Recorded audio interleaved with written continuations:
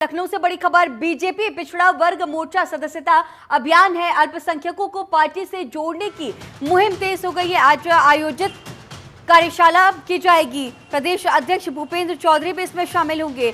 प्रदेश संगठन महामंत्री धर्मपाल सिंह भी हिस्सा लेंगे। थोड़ी देर में सहकारिता भवन में ये कार्यक्रम आयोजित किया जा रहा है। बीजेपी पदाधिकारियों को सदस्यता अभियान की जिम्मेदारी सौंपी गई है।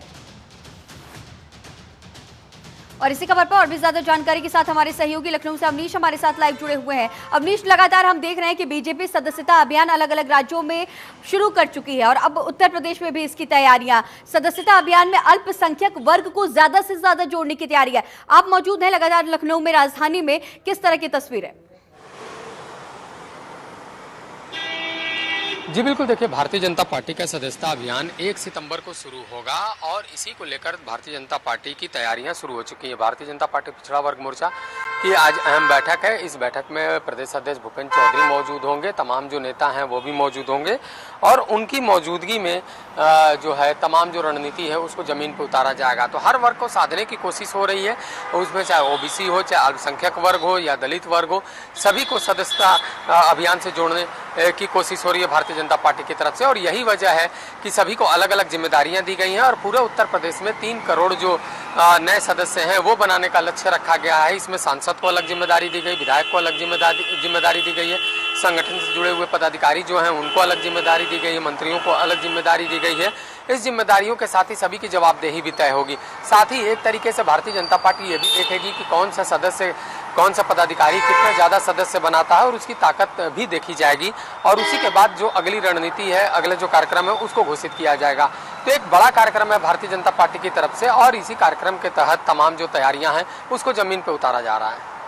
अवनीश, जिस तरह से आपने तमाम बातों का जिक्र किया, और ये सदस्यता अभियान कितना बेनिफिशियल होता है, क्योंकि हर बार चाहे चुनाव आने वाले हो और फिर इसके पहले भी लगातार बीजेपी अपनी सदस्यता अभियान चलाती रहती है। ओबीसी मोर्चा की सदस्यता अभियान आने वाले वक्त में उत्तर प्रदेश के 10 विधानसभा सीटों पर उपचुनाव भी होने हैं, तो इससे ध्यान में रखते हुए कितना बेनिफिशियल बीजेपी के लिए? जी बिल्कुल, देखिए, भारतीय जनता पार्टी 10 विधानसभा सीटों पर उपचुनाव लड़ने जा रही है और ऐसे में भारतीय जनता पार्टी की पूरी कोशिश है कि ज़्यादा से ज़्यादा जो सीटें हैं वो उसके पाले में आए।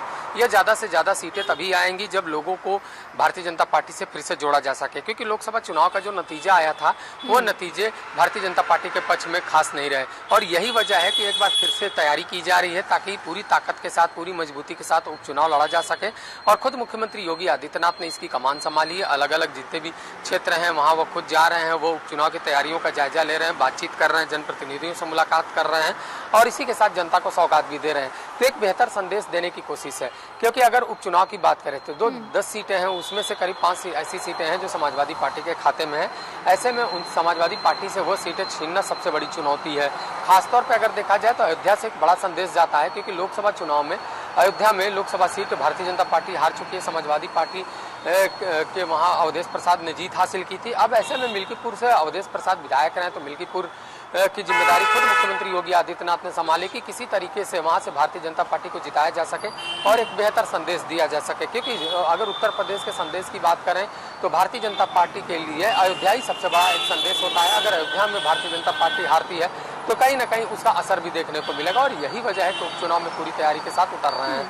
तो सभी को अलग अलग सीटें बांट दी गई हैं। मुख्यमंत्री ने पूरी तरह कमान संभाली है और यही वजह है कि लगातार वह इन सीटों पर दौरा कर रहे हैं, इनसे जो प्रतिनिधि हैं उनसे बातचीत कर रहे हैं, उनको दिशा निर्देश दे रहे हैं कि वो जनता से संवाद करें, यहाँ पे कैंप लगाएं।